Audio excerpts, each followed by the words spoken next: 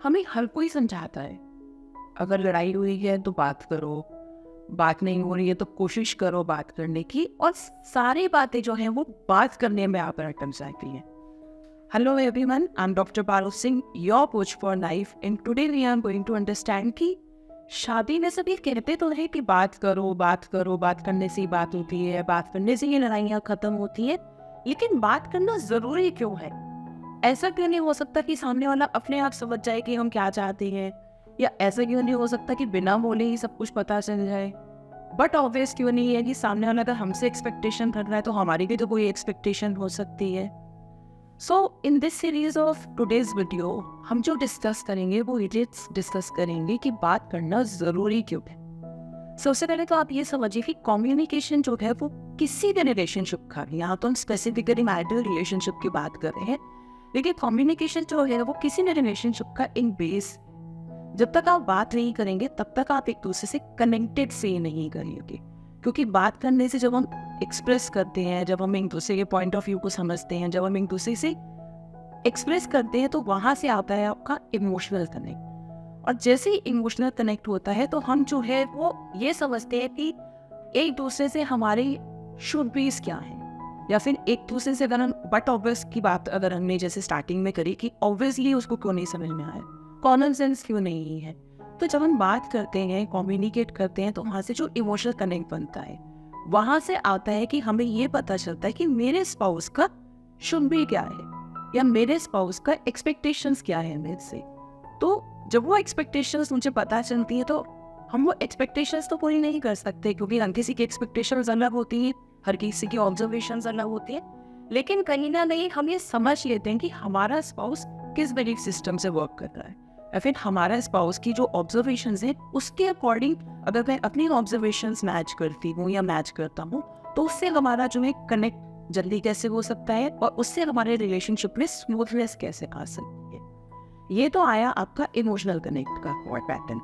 फिर इसमें आता है कि हम जब कम्युनिकेशन करते हैं तो हम एक दूसरे के साथ क्लोज फील करते हैं, क्योंकि अगर हम मैरिटल रिलेशनशिप की बात करें तो कहीं ना कहीं वो वर्ल्डनेस हमें चाहिए होती है, वो एक फिजिकल एस्पेक्ट हमें चाहिए होता है कि somebody in there to listen to me, ऐसा किसी के ईयर्स हैं जो वो बिना बायस्ड होकर सुनेंगे। और ये बिना बायस्ड वाली जब टर्म आती है तो वो यूजुअली कपल्स में जो है वो मिसिंग हो जाती है। क्यों?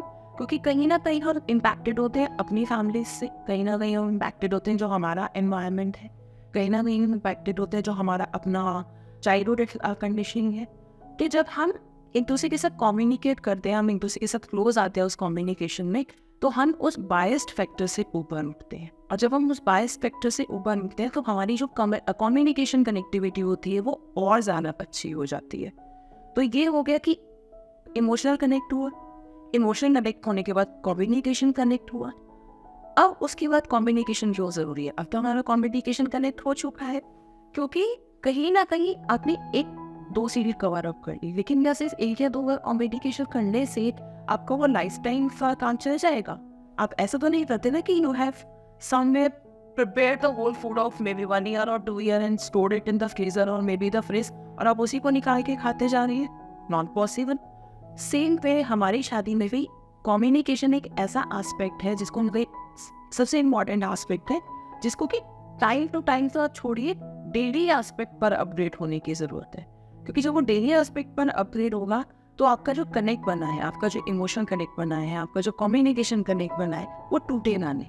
और क्योंकि वो लगातार बना हुआ है तो वो आपकी मैरिज में गैप नहीं आने देगा। तो यानी कि हमने तीसरा पॉइंट भी कवर अप कर लिया, जिससे कि हमने ये समझा कि कम्युनिकेशन इसलिए भी ज़रूरी है कि वो थॉट प्रोसेस में गैप नहीं आने देता, वो उस स्ट्रेस लेवल तक जाने ही नहीं देता हमें कि हमारा स्पाउस हमें समझेगा या नहीं समझेगा। अब क्योंकि गैप कवर हो गया, हमने कहीं ना कहीं हमने कनेक्ट्स भी बना लिए, इसके बाद कम्युनिकेशन की ज़रूरत लगती है आपको कि इसके बाद भी कम्युनिकेशन की ज़रूरत है?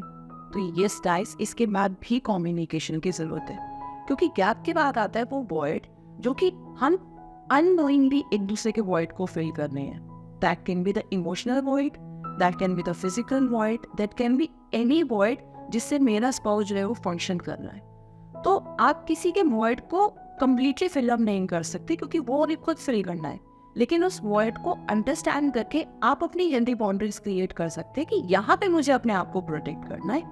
प्रोटेक्ट करना है नॉट इन सेंस ऑफ कोई डेंजर है, या नॉट इन सेंस ऑफ कि सामने वाला आपको आके फिजिकली हर्ट करेगा, बट इन टर्म्स ऑफ मेरे खुद के पैटर्न्स, इन टर्म्स ऑफ मेरी खुद की कम्युनिकेशन की यार मुझे भी तो समझना है ना, मुझे भी तो लाइकर एस्पेक्ट को समझना है। कोई पैदा होते तो हम शादीशुदा नहीं हो गए थे, या पैदा होते ही हम पेरेंट्स नहीं बन रहे थे, तो कहीं ना कहीं वो वर्ड को कनेक्ट करने के लिए भी हमारी कम्युनिकेशन जरूरी है।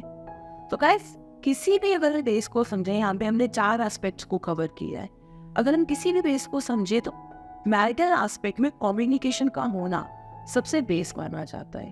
So to understand how to bring that ice of the communication, you can connect me on the given number on the screen. And if you want to know further about how to improve your marital relationships, or you want to know what are the aspects in which we can grow into our marital relationships, what are the different spheres of your marital relationships, you can subscribe to my YouTube channel. Thank you.